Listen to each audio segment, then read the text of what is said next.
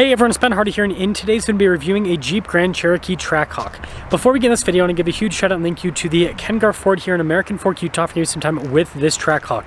They obviously sell the new Ford product, but they also get a ton of really cool trade-ins, so you should definitely check out both their new and used inventory. And then as always, on a side note, if you want to save time and money the next time you purchase a car, link to my car buying guide in the description down below. Let's get into it.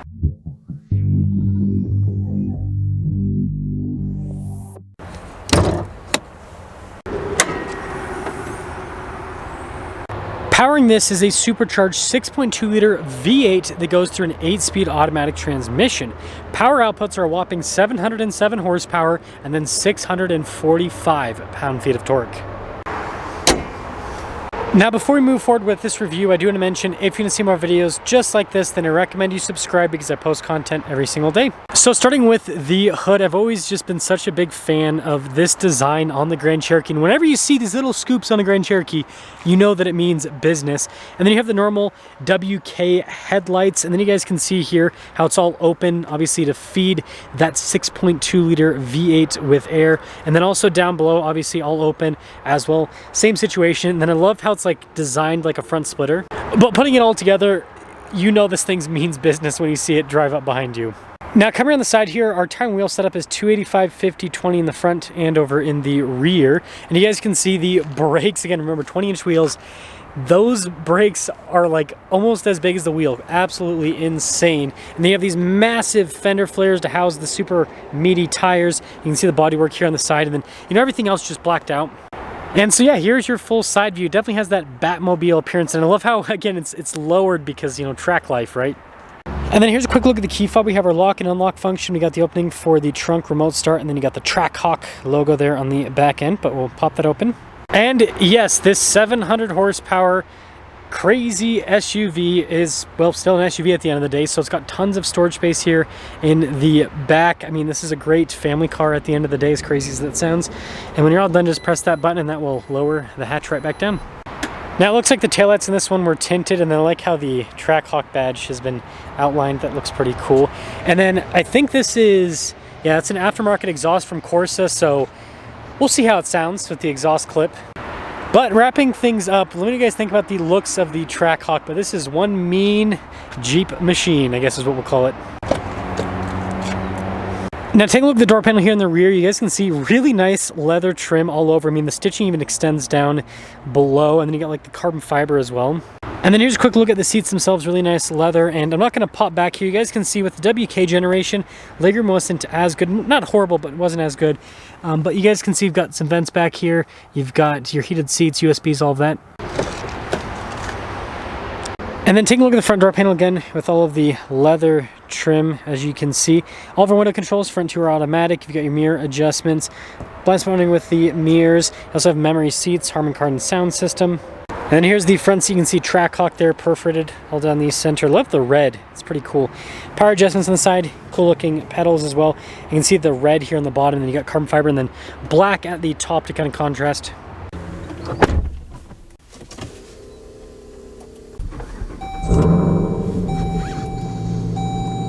Now taking a look at the steering wheel, you guys can see perforated on either side. I love how it says Trackhawk there at the bottom. Paddle shifters here on the back for the 8-speed automatic. You got stuff like your regular cruise control, adaptive cruise control, radio controls in the back. Like, it's got all the practical car stuff. So here's a quick look at the gauge cluster. You guys can see it's analog on either side, but then you got the digital section there in the center. And the cool thing about this gauge cluster is you can obviously see different bits of vehicle information, but the performance stuff, always a cool thing to see. Oh, I forgot how not so good the resolution is on the backup camera with this. But anyways, we've got the infotainment system, which actually responds pretty dang quick. It does take a second for some of the stuff to load up, but it's pretty solid. But the most exciting part, of course, is the drive modes. Yes, we do have an eco mode that we can go into. That is correct. But you can also change like the auto setup here. But I think it's funny that like this is 700 horsepower. And you can set it up, I don't know, with the eco mode. I just think that's funny. And then anyways, you got the race options, you got launch control, all that kind of stuff. And then down below, we've got some analog controls here, and you can see with some of the safety systems, turn that off and everything. And by the way, carbon fiber trim on the dash. You can see all the leather here.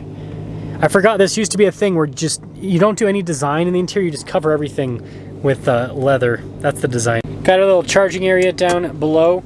and apparently it doesn't want to shut. Anyways, got some cup holder action, shifter here for the 8-speed automatic. Got your button for launch control right here, and then your drive modes, custom. And then notice here we can just twist this dial for the drive modes, which is kind of fun. It does pop up here in the center, by the way, with the drive modes. And then take a look at the center console. Actually got some leather trim there. Good storage. Well, minus the CD player taking up half of it, would have been good storage space. And then you got nice stitching leather trim like everywhere. It's all over. And then pretty good storage in the glove box. Even the outside of the glove box has nice trim on it. And then we do have a panoramic sunroof here up top, and then you got like a nice premium headliner.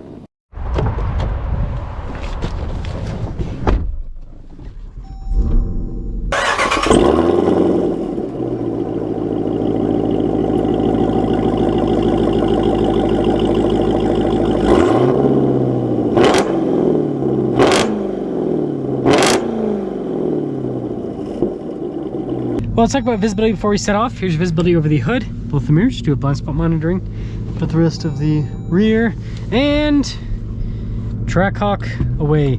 It has been so long since I have driven a Trackhawk, and when I saw this one, I was like, you know what?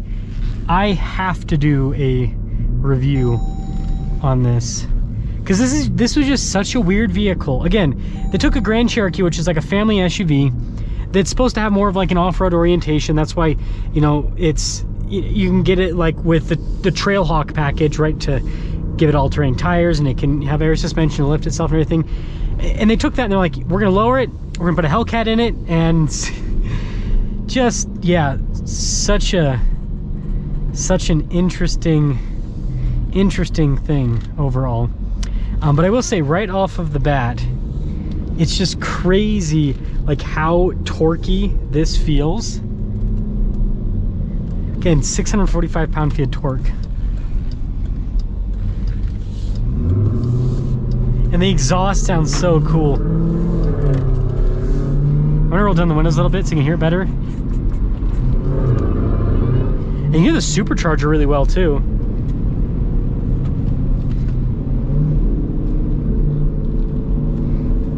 Gosh, it sounds so cool.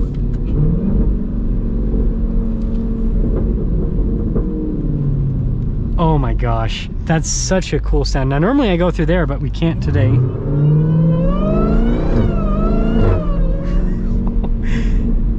Listen to that.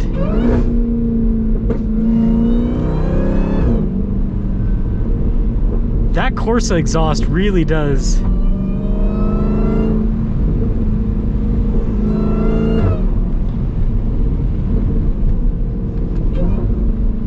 Ooh. I mean, you guys can let me know if that doesn't hit the spot, but I feel like that hits the spot. That is such a beautiful sound.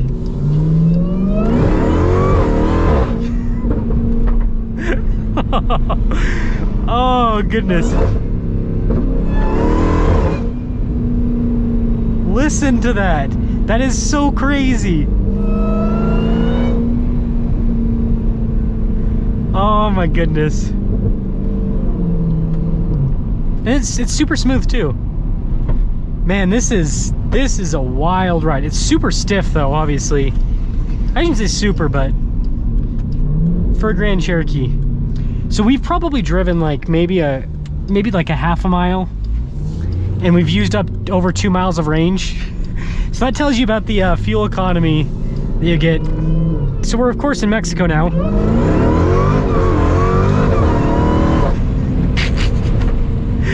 Goodness gracious.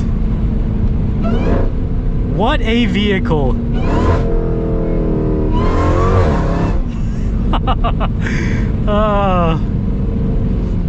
You gotta love the Hellcat. You gotta love the Hellcat. It doesn't ever get old. Like no matter what, it's such a fun car. And also it says fuel range low now, so we should probably take it easy for the rest of it. Anyways, the Trackhawk, such a stupid vehicle. Again, a Grand Cherokee with a Hellcat in it, but at the same time, such a cool vehicle. I mean, 700 horsepower in a family SUV. Just like,